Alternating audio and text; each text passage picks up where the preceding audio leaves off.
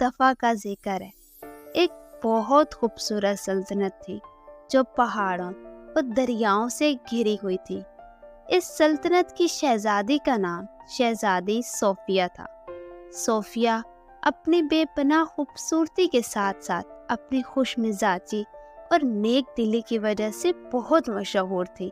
وہ ہمیشہ محل کے ہر شخص سے محبت اور عزت سے پیش آتی تھی، چاہے وہ شاہی محافظ ہو یا باورچی خانے کا عملہ۔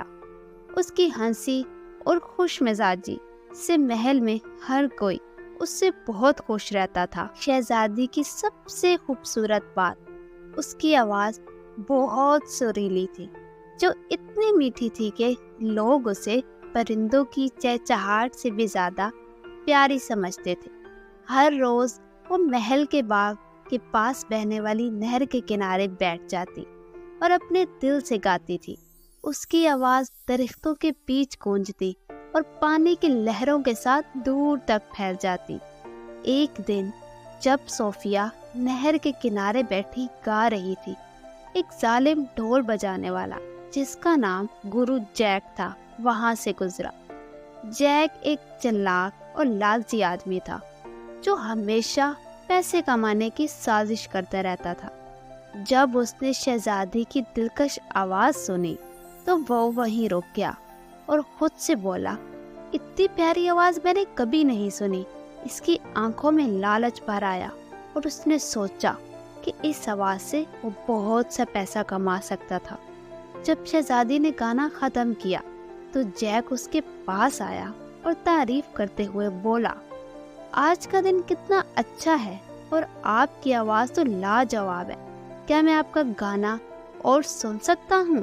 شہزادی نے مسکرا کر جواب دیا، شکریہ، گانا ایک خدا کی نعمت ہے اور مجھے خوشی ہوتی ہے کہ میں اسے دوسروں کے ساتھ بانٹ سکتی ہوں۔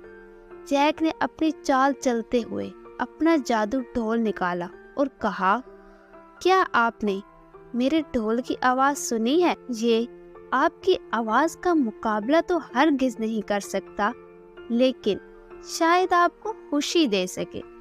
جیسے ہی جیک نے ڈھول بجانا شروع کیا، ایک عجیب سایہ شہزادی کے ارد گرد گھوما اور اسے ڈھول کے اندر قید کر دیا۔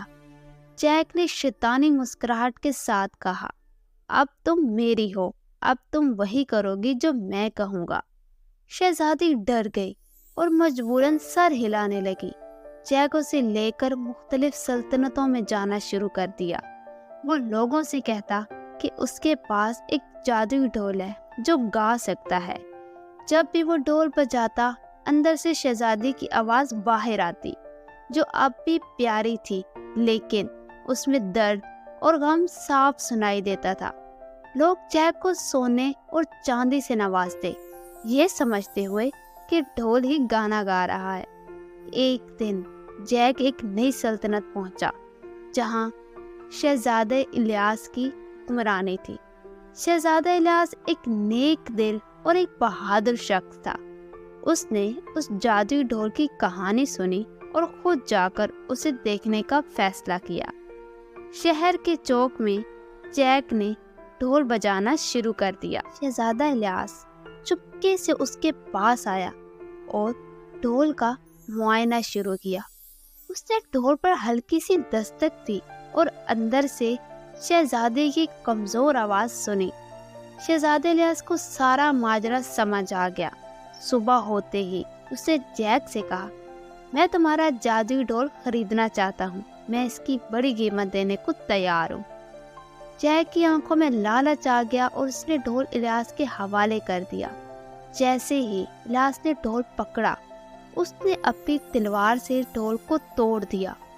ڈھول ٹوٹتے ہی شہزادی آریہ باہر آ گئی اور آزاد ہو گئی۔ الیاس کا شکریہ ادا کیا اور کہا، مجھے لگا تھا میں کبھی دوبارہ آزاد نہیں ہو سکوں گی۔ شہزادہ الیاس اور کہا کہ تمہاری آواز بہت خوبصورت ہے، اسے ڈھول میں قید نہیں کیا جا سکتا۔ اب چلو اور میں تمہیں گھر لے چلتا ہوں۔ اس دن کے بعد شہزادی صوفیہ کی آواز پھر سے گونجنے لگی، لیکن اب اس میں خوشی اور امید کی مٹھاس تھی۔ شہزادہ الیاس ہمیشہ اس کے ساتھ رہا اور ان کی سلطنت پھر سے ہنسی اور خوشی سے بھر گئی۔ یوں شہزادی صوفیہ کی آواز بہادری اور محبت کی علامت بن گئی۔